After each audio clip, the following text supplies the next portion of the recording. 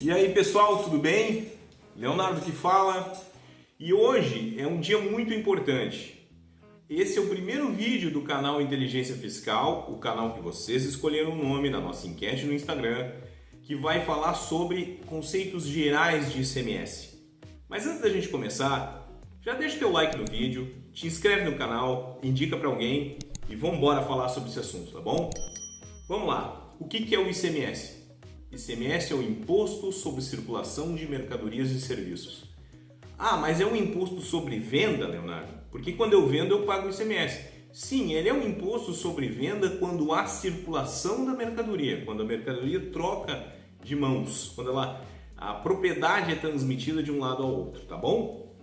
O ICMS, aqui vamos falar de ICMS de empresas de lucro presumido e lucro real, tá? Não vamos falar de empresas de Simples Nacional, tá bom? O ICMS incide sobre circulação de mercadorias, sobre as importações, sobre transferências e sobre alguns serviços, como o serviço de transporte interestadual e intermunicipal, assim como energia elétrica, telecomunicações e todos os outros serviços que não tenham tributação de ISS, tá bom? ISS, Imposto sobre Serviços. O ICMS ele tem uma coisa que é importante, tá, gente?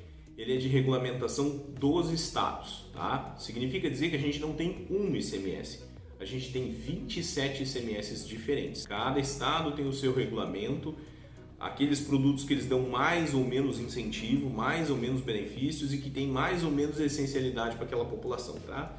Considerando que o Brasil é um país de dimensões continentais, tá, gente? Então, assim, não tem como unificar tudo, não tem como padronizar tudo, como se defende em propostas de reforma tributária, esse tipo de coisa, tá?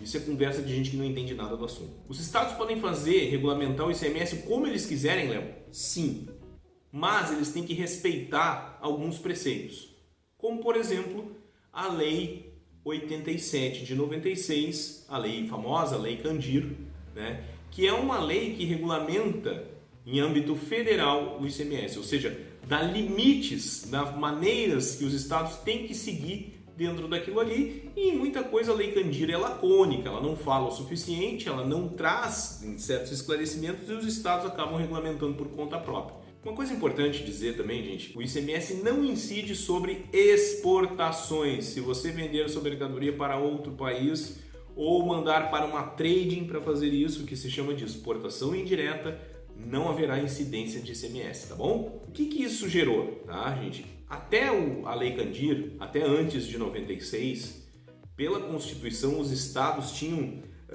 como regulamentar livremente o tema, tá? E eles regulamentaram durante 8 anos, tá? Era o tempo que a Constituição deu para eles fazerem isso até que saísse uma lei complementar que regulamentasse o ICMS. Quando veio essa lei, que é a Lei Candir, ela diz o seguinte, ó, não incide ICMS sobre exportação, tá? Então, quando os estados, os políticos falam lá, olha, o estado sofreu muito com as perdas da Lei Candir, ele perdeu por quê? Porque quando os estados, principalmente mais exportadores, eles ganhavam o ICMS, eles arrecadavam o ICMS em cima da exportação, que hoje não existe mais, né? Graças a Deus, né, gente? Porque desonerou a exportação. O ICMS é não cumulativo. Significa dizer o seguinte, tá? Tudo aquilo que eu compro gera ICMS para descontar e tudo aquilo que eu dou saída, que eu vendo, que eu transfiro, enfim, tá? Tudo aquilo que eu faço em termos de circulação de mercadoria gera imposto, gera ICMS a pagar. Então, meu ICMS das saídas menos o meu ICMS das entradas geram o saldo devedor de ICMS que eu pago para os estados. Ah, mas eu tenho mais ICMS nas minhas entradas do que nas minhas saídas. Não tem problema, sobra, fica para meses seguintes, tá? E não caduca nunca, você não perde isso se ele tiver na tua escrituração, tá bom? Tem muitas empresas, inclusive, que têm esse problema de ter saldo credor. Mas é assim tão simples, Leonardo? Não. Vamos falar primeiro do comércio, tá? Via de regra, tudo aquilo que o comércio compra para revender, ele pode aproveitar o ICMS. Tudo aquilo que ele dá saída e venda gera débito, gera valor de ICMS a pagar. Ah, mas, Leonardo, o meu comércio comprou um caixa aqui, comprou móveis, comprou não sei o que, eu posso aproveitar o ICMS disso? Não, você não pode, tá? Isso é muito importante saber, tá? Falando de comércio. Na indústria é um pouquinho mais complicado. Nós vamos até fazer um vídeo específico sobre créditos de ICMS para a indústria. Mas basicamente o conceito gera crédito de ICMS na indústria tudo aquilo que agregar-se ao produto. Então, por exemplo, assim, Leonardo, eu comprei aqui um caderno aqui para o meu pessoal do RH numa indústria. Não gera direito a crédito, tá? Porque não agregou-se a mercadoria final. Qual é a base de cálculo do ICMS? Via de regra, a base de cálculo é o valor da operação, tá? Quando que não é o valor da operação? Ou seja, o valor da venda. Vendi por R$100, sobre R$100 vai incidir o meu ICMS, tá? Quando é que isso não acontece? Isso não acontece em alguns casos específicos, que o Estado determina o valor, são as chamadas pautas. Isso acontece muito com carnes. Isso acontece muito com as importações. As importações também têm uma base de ICMS um pouco diferente. Pode haver alguns produtos que têm isenção de ICMS. Ou seja, que o Estado, por conta ou por força de acordo com outros estados, decidiu isentar. Por exemplo, o arroz da cesta básica é isento. Vai ter algum dispositivo assim em alguma das 27 legislações do Brasil. Tá? Mas, via de regra, tá? Existe isenção e existe a isenção parcial, que é o quê? Uma parte da mercadoria você tributa, outra parte não tributa. Outra coisa que tem no ICMS, tá? O ICMS tem o seguinte comportamento: ele pode atribuir a terceiros a responsabilidade do teu ICMS, tá? Num procedimento chamado substituição tributária. Um exemplo de substituição tributária são os combustíveis. A refinaria recolhe todo o ICMS e o ICMS das operações seguintes, e quando você está no posto de gasolina, aquela operação já não tem mais ICMS, porque o ICMS foi todo recolhido. Isso acontece de grande maneira, de maneira geral, para evitar sonegação, principalmente com produtos que têm comercialização muito pulverizada, né, e poucos fabricantes. Então a fiscalização impõe substituição tributária para ter um esforço de tributação menor. Essa é a chamada substituição para frente, subsequente, né?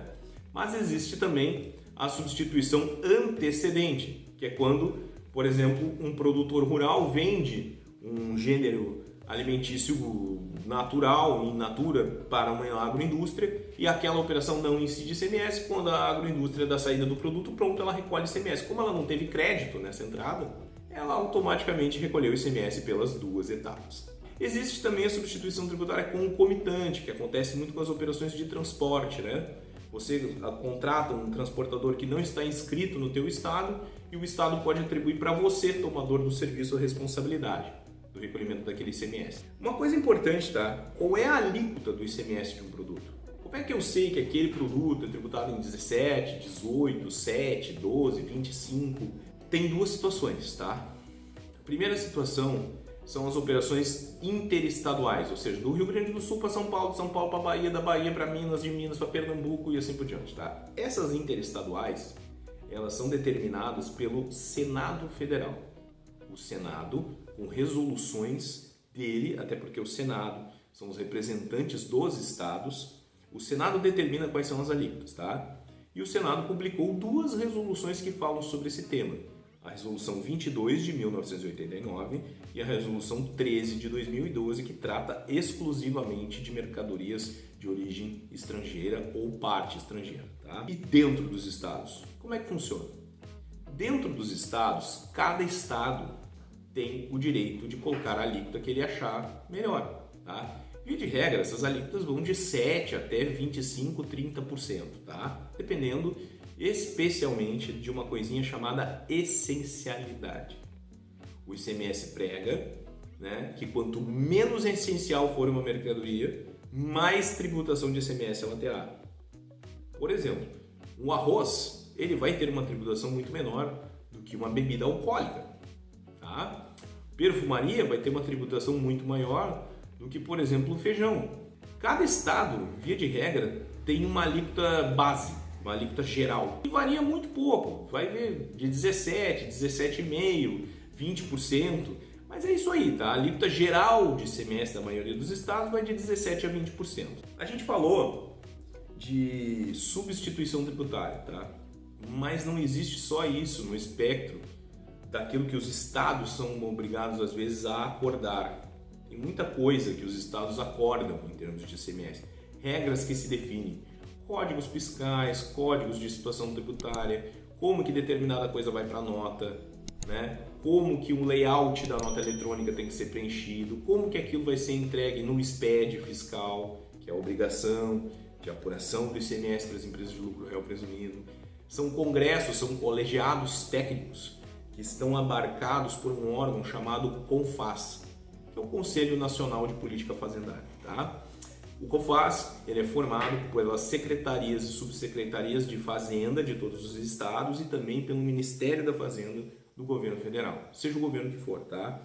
E o CONFAZ ele tem uma importância substancial nessa questão do ICMS. Ele determina muita coisa e eles também fazem inferência sobre layout de nota, eles têm todos os outros órgãos ali, além dos órgãos que definem tributação propriamente dito, que também são de normas técnicas.